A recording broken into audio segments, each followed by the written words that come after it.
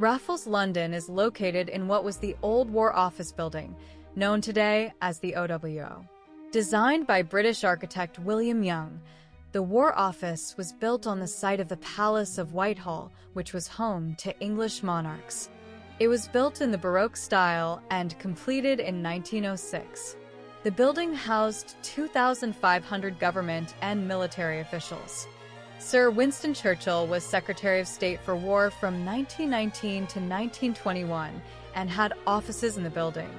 In 2023, after years of restoration, the OWO becomes home to Raffles London with 120 rooms and suites, 9 restaurants, 3 bars, a spa and health club, and expansive event spaces.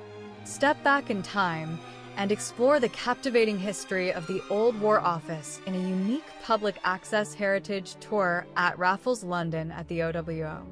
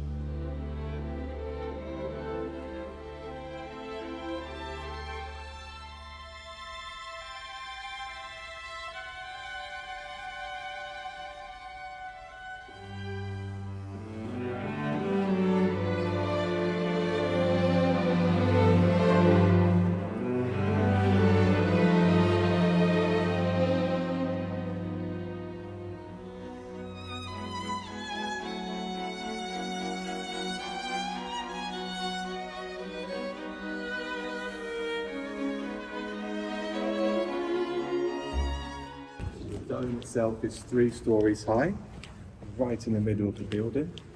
The chandeliers is new for the space, but from here you can also see the mouldings on the ceiling better, which again are the original all being restored. And here you can see the royal sigils and regalias that are on the dome, so you can see the ER crest there. So lots of people think that's Elizabeth, which to be fair, seeing as she was, constant from all of our lives pretty much up to this point. That's easy confusion, but it was actually King Edward was the king when this building was completed.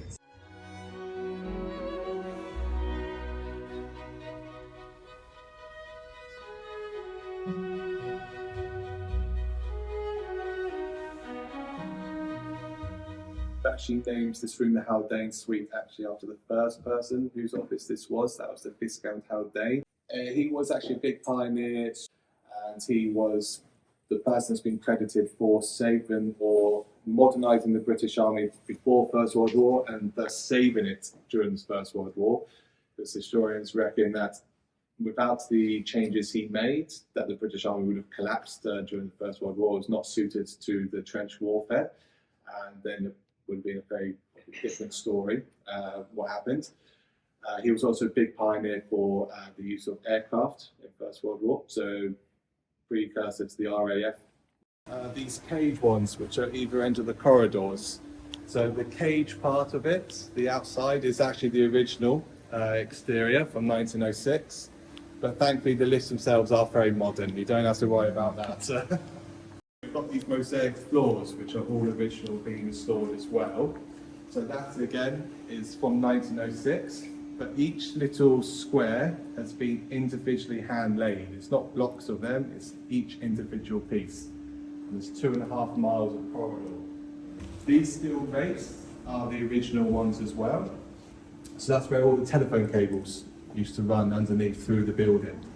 So at its peak, so there was probably about 1,100 offices, and there was about 5,000 people worked in this office. That was during the First and Second World Wars.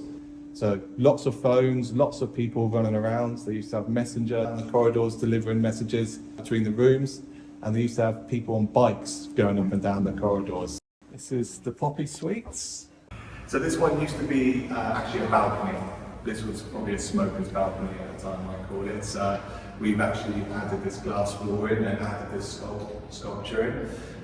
So it's 4 stories. The sculpture is in homage to the Royal British Legion, which is a charity for wounded soldiers, wounded veterans in this time of year because of Remembrance Sunday on the 11th of November. Red poppies, and this is a homage to that because the founder of the Legion, General Haig, who was general of the British Army during the First World War.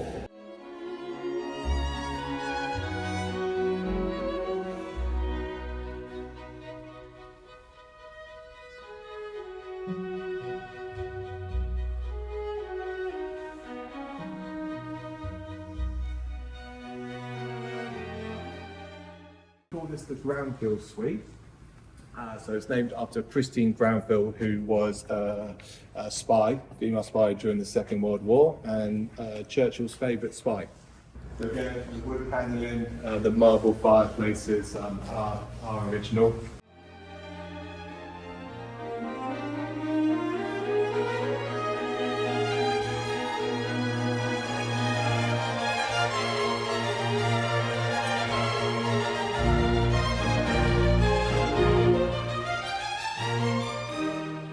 This is the Churchill's balcony because, and we thought this was a myth, but it's actually been sort of confirmed by someone whose mother was a secretary here during Churchill's time. She came before we opened. She came to her. We showed her around. So Churchill used to stand on this balcony when he was the Secretary of State for War and give a big daily speech to the staff of the war. Probably the second most important room in the building when it was the War Office. This was the Army Defence Council room. So all the big sort of meetings and briefings about wars, battles, invasions, the British Empire was done in this room. The actual meeting room itself was this one, but again, there was high-ranking colonel either side of it, and then some of the secretary and typist rooms.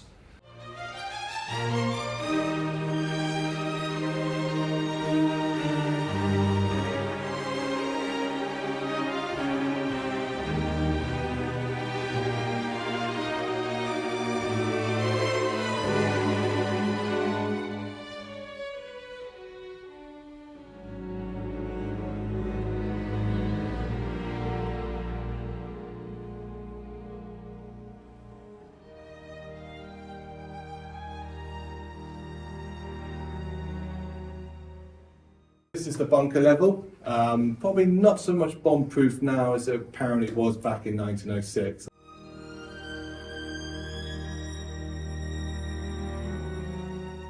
Because the red beams here are, again, the original ones. The health and safety message is quite modern. These beams run all the way through this level. This is an original water pipe.